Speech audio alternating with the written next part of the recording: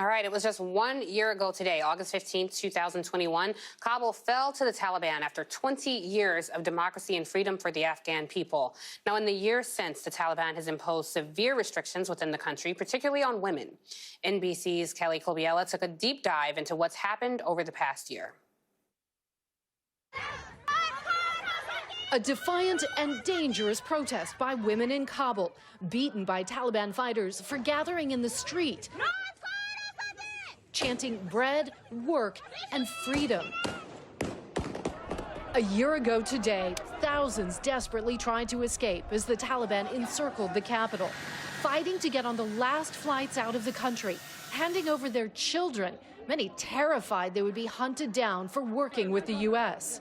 Kabul fell in hours with almost no resistance. The country's former president fleeing in a helicopter. And the reason I left was because I did not want to give the Taliban and their supporters the pleasure of yet again humiliating an Afghan president.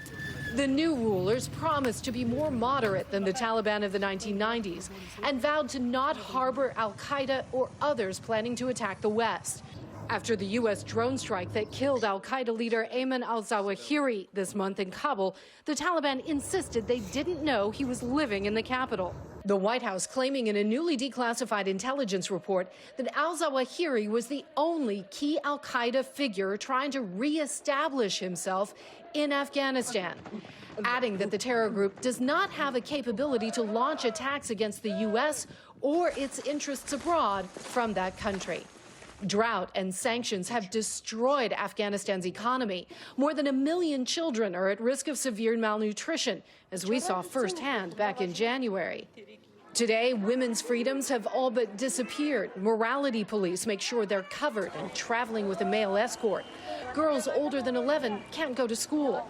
Yet some women and girls so determined to learn are studying in secret. A network of underground schools reportedly springing up across the country. All right, joining me now is Nayyera. She's a former senior State Department advisor and former House senior director under President Obama. Nayyera, thanks so much for being here. You know, watching that package, and I've been reading about the anniversary all weekend and what the women and children are facing. They're really everybody, but I'm just, I guess, partial to women and children and what they're going through. Tell me, what do you think their future holds after we've seen what the past year has done to them? We should be partial to what women and children are experiencing because they bear the brunt of the war, and they are often the ones who have to deal with the day-to-day realities of not having access to water or food or education. We saw many women throughout the 20-year war being widowed, not having the men in their lives to help support them, having to take on that role as well, despite the fact that the Taliban around them were discouraging them from advancing themselves. We also saw that women were advancing in society. We had girls attending college. If you were born on 9/11, you were an 18, 19-year-old by the time the United States was drawing down from Afghanistan. You have an entire generation of girls who became women, who had hope for a future that was instantly taken away from them when the United States left. Which is so devastating to see. And I really don't understand it because Afghanistan is experiencing a terrible economy right now. And depriving girls of secondary education, UNICEF is reporting, translates to a loss of at least $500 million for the Afghan economy in the last 12 months. And if the cohort of 3 million girls were able to complete their secondary education and participate in the job market, they would contribute at least $5.4 billion to Afghanistan's economy. Why are they shooting themselves in the foot, for lack of a better expression? Well, the Taliban's not actually really interested in advancing the interests of the Afghan people, let alone advancing Afghan society and women and children. They're interested in power and imposing a very rigid interpretation of theology. It's actually the same Taliban that existed 20 years ago, the same Taliban that harbored al-Qaeda back in the day.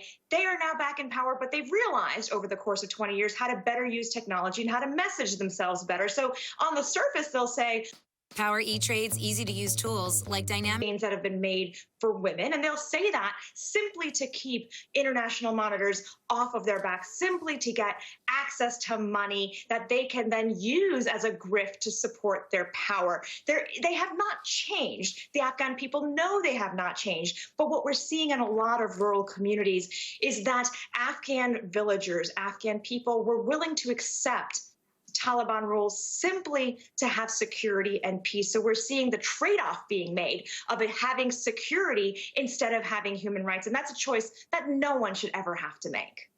Yeah, I began my career in journalism around this time, and it was very disconcerting to see people immediately take down signs and immediately adhere to the Taliban wishes. And again, I don't think that was necessary ideology, but a movement out of fear. It was something that even they knew perhaps democracy was only temporary for them, which was a sad sight to see. I do want to ask you about this report that's coming out from the House Foreign Affairs Committee's Republicans, where they are chiding Biden for the evacuation.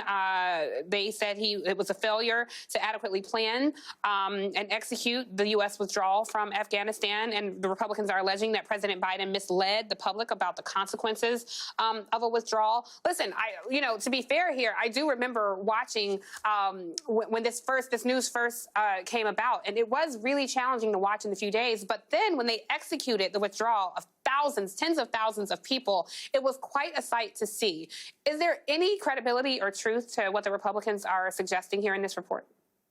Oh, there are several administrations worth of fault to be found here. And we can start more recently, actually, with the Trump administration, that despite years of efforts to negotiate and create a peace deal with the Taliban, something I was involved with in the Obama administration, Trump decided that he was going to cut a deal directly with the Taliban insurgents and cut out the Afghan government entirely. So immediately undercutting any hope of having a sustainable democracy and showing the Afghan people that the United States was only interested in leaving.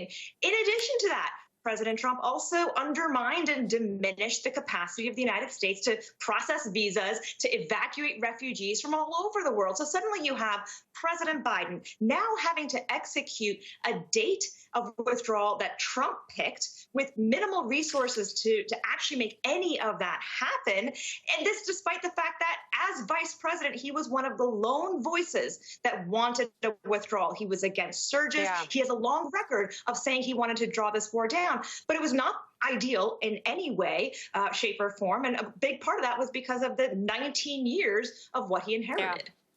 And, look, this is not Afghanistan. And we, women here in America are certainly not living the terrors of the women in Afghanistan. But it's just striking to me that the Republicans are focused on this as they actively oppress women's rights here in our own country. But I do have to shift gears because we're running out of time, Nayyera. And I do want to ask you the latest on Brittany Griner. Her lawyers are appealing her conviction. Walk us through that. What does that mean for her? Is this helpful or harmful to her case? And does it delay or expedite her coming home? Her agreeing to plead guilty, her making a statement of apology for violating Russian law, does not actually mean in this case that she did those things. It's a tactical decision to plead guilty, to get leniency from the Russian court, and to set up the situation where the Russian government and the United States government can negotiate a prisoner swap. That is the harsh reality she is facing right now. Already she has served more time for a minimal drug charge than anybody else has ever had to serve for the same drug charge in Russia. So she's a political prisoner. She will be used by both governments to negotiate some kind of deal to exchange people. Hopefully it'll be Brittany Griner as well as Paul Whelan, who is still in custody in Russia. Yeah, Paul Whelan, can't forget about him either. Thank you so much, Nayyera Hawk, for always delivering such important context. Thank you for joining us. And that's tonight's ReadOut. All in with